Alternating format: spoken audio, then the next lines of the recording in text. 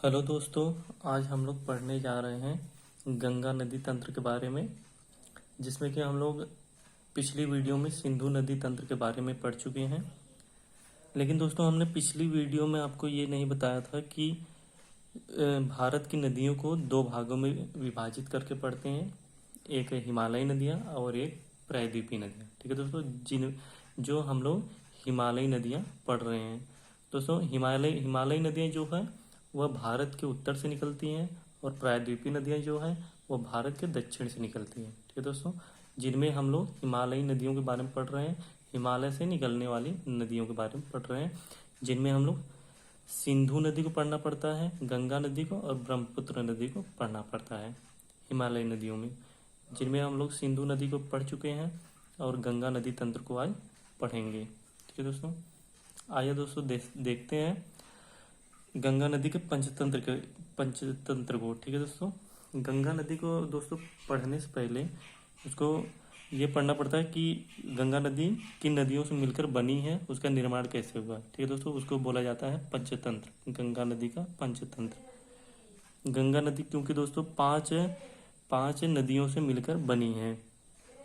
ठीक है दोस्तों, और यह देखिए दोस्तों, अलकनंदा नदी यहाँ की प्रमुख नदी है। अलकनंदा नदी हिमाचल प्रदेश के सतोपति हिमानी से निकलती है और यहाँ देवप्रयाग तक आती है। और इसकी जितनी भी सहायक नदियाँ दोस्तों, इधर देखिए, बाएं तरफ दो नदियाँ और दाहिने तरफ दो नदियाँ, चार नदियाँ इनकी अलकनंदा की सहायक नदी है। और देखिए दोस्तों, अब आप लोगों को ये भी जानना पड़ेगा दोस्तों कि जहाँ पर दो नदियाँ आपस में मिलती हैं उसको प्रयाग बोला जाता है, वहाँ प्रयाग का निर्माण होता है। ठीक है दोस्तों, अब देखिए दोस्तों, धौली गंगा अलकनंदा नदी से आकर यहाँ पर मिल गई है, यहाँ पर एक प्रयाग का निर्माण हुआ है, उस प्रयाग का नाम विष्णु प्रयाग रखा गया है। ठीक है दोस्तों, अब देखिए दोस्तों, बाएं से पिंडार नदी आई है, दूसरी बाएं से पिंडार नदी वहाँ अलकनंदा से आकर मिल गई है, एक प्रयाग का निर्माण की है, कर्ण प्रयाग का निर्माण की है। और दाहिने तरफ से दो नदियाँ मिली हैं दोस्तों, पहली मंदाकिनी नदी है और यह अलकनंदा से आके मिल गई है, यहाँ पर रुद्रप्रयाग का निर्माण करती है। और भागीरथी नदी देखिए दोस्तों, यह अलकनंदा नदी की सबसे बड़ी सहायक नदी है। ठीक है दोस्तों, यह उत्तराखंड के गौमुख से निकलती है और यह यहाँ अलकनंदा में आके मिल जाती है और देवप्रयाग का निर्माण करती है दोस्तों। अब यहाँ से देखिए दोस्तों, देवप्रयाग जहाँ पर है, यहाँ से गंगा नदी इसका नाम हो जाता है। ठीक है दोस्तों, यहाँ देवप्रयाग से अब गंगा नदी इसका नाम हो जाता है। अब यहाँ से स्टार्ट हो जाता है गंगा नदी। ठीक है दोस्तों, अब ये गंगा नदी का पंचतंत्र समाप्त हो गया। अब हम लोग पढ़ने जा रहे हैं गंगा नदी को। ठीक है दोस्तों,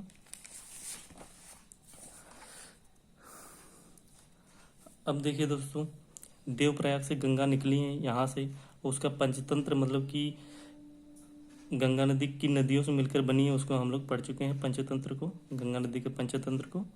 अब देखिए दोस्तों, देवप्रयाग से गंगा नदी को हम लोग पढ़ेंगे। ठीक है दोस्तों, अब देवप्रयाग से देखिए दोस्तों, गंगा नदी निकली है हिमाचल प्रदेश से, नहीं उत्तराखंड से निकली है, और उत्तर प्रदेश होते हुए बिहार और पश्चिम बंगाल होते हुए बांग्लादेश होते हुए बांग्लादेश बंगाल की खाड़ी में जाके गिर जाती है। ठीक है दोस्तों, अब दोस्तों हम लोग देखेंगे गंगा नदी की दाहिने तरफ की नदियाँ और बाएं तरफ की नदियाँ, जिसमें हम लोग दोस्तों दाहिने तरफ की नदियों को पहले पढ़ेंगे। ठीक है दोस्तों, ये देखिए दोस्तों, यमुना नदी गंगा नदी की सबसे बड़ी सहायक नदी है।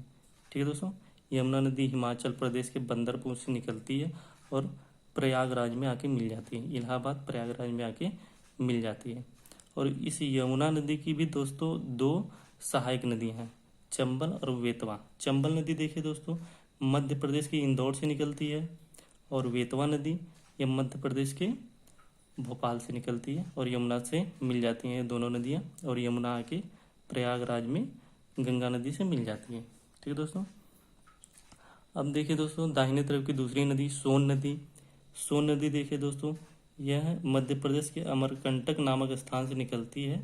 यह पटना के पास, बिहार की राजधानी पटना के पास, वहाँ भी जाके गंगा से मिल जाती है। ठीक है दोस्तों, अब हम लोग पढ़ेंगे गंगा नदी के बाएं तरफ की नदियों को। ठीक है दोस्तों, ये देखिए दोस्तों, गोमती नदी है, गोमती नदी दोस्तों, इसका उद्गम उत्तर प्रदेश के पीलीभीत जिले से होता है।